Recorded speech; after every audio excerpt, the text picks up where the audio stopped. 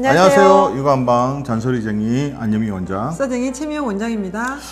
요즘 환자들 보게 되면 한 6학년이라든지 중학교 1학년 뭐 남자애나 여자애나 요즘 어머니들께서 이제 성장에 대해서 고민하시는 분들이 되게 많거든요. 네. 그리고 좀 작은 아이들 같은 경우에 이제 성장 클리닉 뭐 저희도 이제 그걸 하고 있지만 이제 그런데 이제 병원에 찾아가셔가지고 뭐 성장판도 체크하고 그러다 보면 이 양방에서는 이제 요즘에 그 성장 호르몬 주사라든지 네. 그런 부분을 조금 많이 이게 권유받거든요. 네네.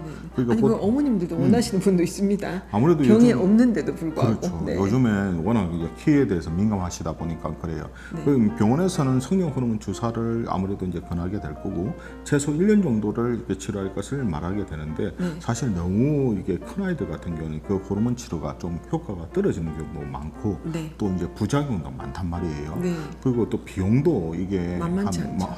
거의 한 달에 한 100만 원 정도 네, 월 100만 돈으로 원 정도. 이게 만약에 뭐 저신장적으로만 해결될 만약에 이제 병적인 원인이 있다 그러면 진단이 되면은 아무래도 뭐 의료보험이 그렇죠 되죠. 혜택이 되겠지만 네. 아니면 저 그냥 비보험으로 되기 때문에 비용도 사실 만만치는 않거든요. 네. 그런데 이제 요즘 거의 유행처럼 좀 하다 보니까 이 부분을 한 번 더 좀 심각하게 한번 생각해 보시라고 오늘 이 시간에 한번 말씀을 드리겠습니다. 네.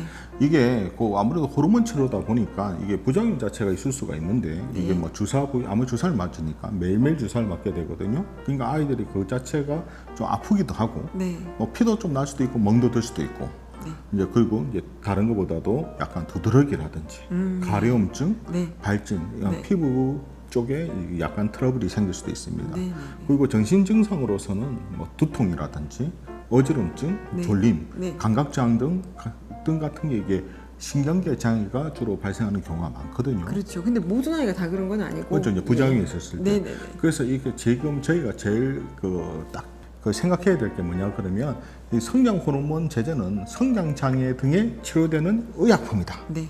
정상인에게 장기간 가다 투여됐을 때는 말단, 비만, 비대증이라든지 부종, 네. 관절통 등의 부작용이 발생할 위험이 있고 해당 효과 효능 외에도 안전성과 유효성은 허가시 검토된 적이 없다고 체크가 되어 있단 말이에요. 네네. 그러니까 부정이 분명히 이것도 치료에 대한 치료약이기 때문에 그 부분은 신경 써야 된다는 겁니다. 그렇죠. 정상인 아이가 이걸 좀 과량 투여했을 때 이런 정도의 부작용도 있다는 것도 아셔야 된다는 거죠. 그리고 혼자 호르몬을 체크했을 때 성장 호르몬의 결핍증이 있고 네. 또 키가 또래에 비해서 하위 한 3% 정도 되게 많이 적은 편이죠. 그렇죠. 그리고 또 이게 만성 신부전증이라든지 네. 아니면 터너 증후군 등 그 성장이 지연되는 질환을 그런 질환이 있는 경우에는 그렇죠. 당연히 받을 수 그러니까 있죠. 약을 받아야 치료를 되고. 하게 돼야지 네. 또 애가 이제 자기가 어느 정도 원하는 키까지 그걸 할 수 있는데 네. 그런 것도 없이 이게 무분별하게 아무래도 하다 보니까 네. 부작용도 될 수 있고 사실 이게 나중에 커서도 어떻게 될지 사실 그게 제일 걱정이지 않습니까? 그렇죠.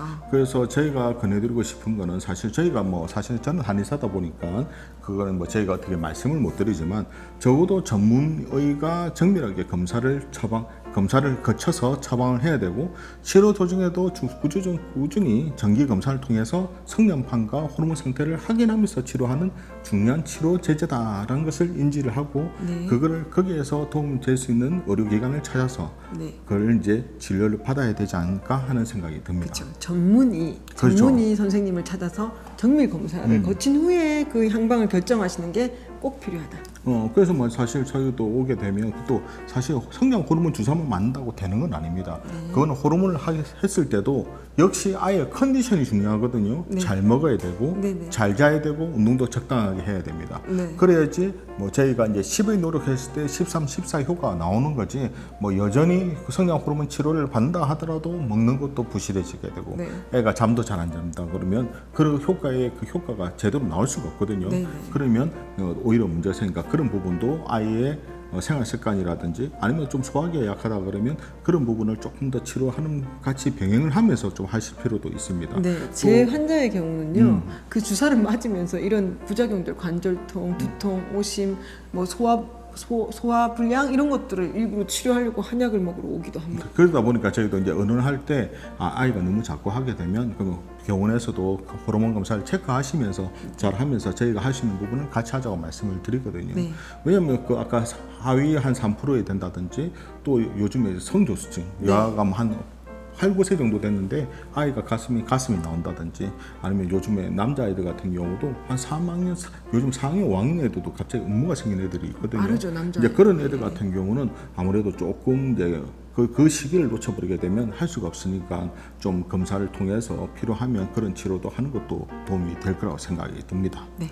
자, 하여튼 자기가 적시 정확한 진료에 의해서 하는 것은 괜찮지만 너무 과잉된 진료는 오히려 더 몸에 부담이 될 수 있으니까 그런 건 좀 신경 써주셨으면 좋겠습니다. 자, 이처럼 궁금한 육아 정보는 언제든지 댓글 달아주시면 준비해 보도록 하겠습니다. 우리 아이들을 위한 잔소리쟁이 안유미 원장, 수다쟁이 최미혁 원장이었습니다. 좋아요와 구독하기도 잊지 마시고요. 다음 영상에도 만나 뵙겠습니다. 육아는 한방.